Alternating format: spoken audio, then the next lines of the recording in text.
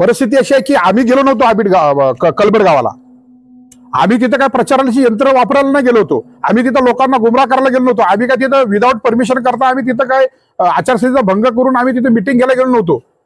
Meeting त्यांनी लावली, त्यांच्या सोयीनुसार त्यांच्या सहकार्याने लावली आणि तिथं सगळ्या गावच्या लोकांना बोलवलं आणि तिथे हे उद्गार केले. त्याच्यामुळे आम्ही आता हे मांडावं, आम्ही सांगतोय लोकांना की अशा विचाराची ही मनुस्मृतीची विचाराची ही व्यक्ती आहे, हे बोलले असं असं, हेच आम्ही सांगतो. आम्ही वेगळं काय सांगतच नाही. परिस्थिती अशी होती की हा समोपचारणी विचार मिटवण्याचा गावकऱ्यांचा विषय होता. कोकमकरांना विचारल्यानंतर, त्या घाणेकरांना विचारल्यानंतर ते म्हणाले हे आपल्या स्थानिक लेवलचा विषय आहे आणि वारंवार आमच्या कलबड भाऊकीनी बुद्धिस्ट लोकांनी वारंवार हात जोडून, म्हणजे माझ्या बाजूला दादा बसलेत आहेत, त्यांनी वारंवार हात जोडून सांगितलं की हा गावचा अजून समाजापर्यंत पोहोचला नाही. समाजापर्यंत जर पोहोचला तर खूप विचित्र प्रकार सुरू होतील समाजाकडून. त्यापेक्षा आपण समोपचाराने मिटवण्याचा प्रयत्न करू. आज येतोय, उद्या येतोय, परवा येतोय, तेरवा येतोय.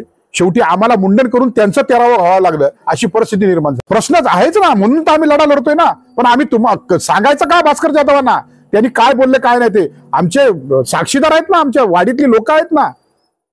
ही वेळेवरती आम्ही येणार ना बाहेर, ती वेळेवर सांगणार ना काय सांगायचं ते शासनाला. आणि निवडणुकीचा हा आमचा विषय नाही. आम्हाला आमचे काय वंचित बहुजन आघाडीचे काय उमेदवार आहेत म्हणून आम्ही हे करतोय, बिलकुल नाही. जी वृत्ती आहे ती बिलकुल सिनियरनं दिलं, एसपीने दिलं, डीवायएसपीने दिलं, कलेक्टरने दिलं. आज डीवायएसपी आले होते, त्यांनाही तेच सादर केलं वापस. अपेक्षा ठेवली आम्ही की लवकरात लवकर याचा निर्णय लावा. मला आता जेव्हा पोलीस स्टेशनला घेऊन गेले पकडून, त्यावेळी पण मी तेच सांगितलं. नाही तर मी म्हटलं पोलीस स्टेशन बाहेर जाणार नाही, आपण मला सांगावं. नाही, चौकशी अंतिम टप्प्यात आहे, चौकशी झाल्यानंतर आम्ही तुम्हाला कळवतो. आणि मी त्यांना सांगितलंय की एवढ्यावरच थांबलं नाही, अजून ये तो झाकी है और बहुत कुछ बाकी है.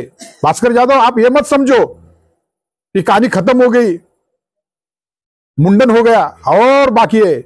जिस तरह से आपने लोगों को गुमराह करके हमारे वोट पाए हैं और वोट पाके उसी समाज के लोगों को कुचलने का काम कर रहे, ध्यान में रखो आगे चल के क्या होने वाला है.